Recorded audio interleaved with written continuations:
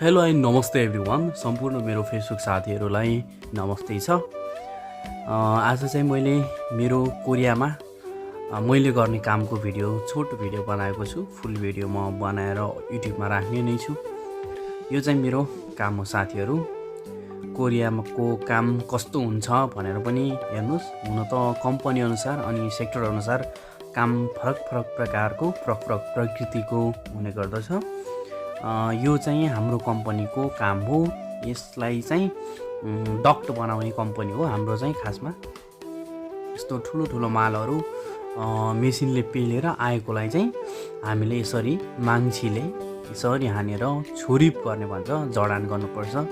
यसरी जोडेर अनि हामीले ग्राइन्डिङले चिल्लाएर चाहिँ अनि हामी पठाउने गर्छौँ।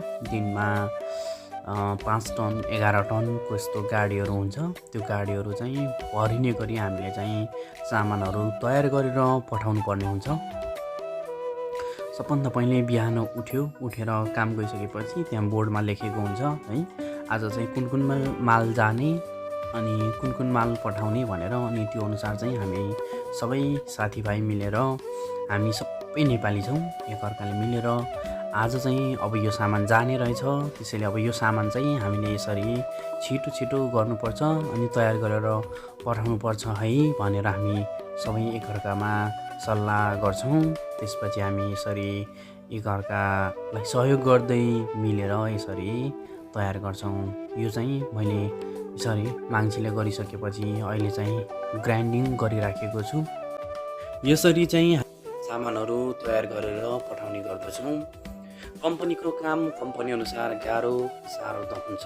पक्कै पनि 2 लाख कमाउनलाई सजिलो त छैन, तर पनि साथीभाइ एकअर्कामा मनमुटाव नगरेर मेलमिलाप गरेर सेवा सद्भावको भावना राखेर काम गर्यो भने जस्तो सुकै गाह्रो काम पनि सहज अनि सरल तरिकाले गर्न सकिन्छ।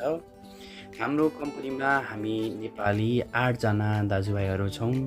यदि कसैलाई गाह्रो अप्ठ्यारो पर्छ भने त्यो बेला चाहिँ हामीले एकले अर्कालाई सहयोग गरेर हामीले काम गर्ने गर्दछौँ। त्यसैले त हामीले यो गाह्रो कामलाई पनि एकदम सहज बनाएर गरिराखेका छौँ।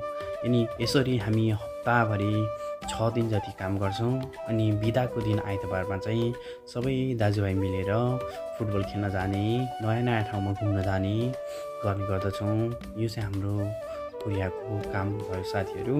सो तपाईँहरूलाई भिडियो कस्तो लाग्यो अन्तिमसम्म हेरिदिनु भएकोमा धेरै धन्यवाद। आगामी दिनमा यस्तै नयाँ अन्य भिडियोहरू ल्याउने नै छु तपाईँहरू माझमा।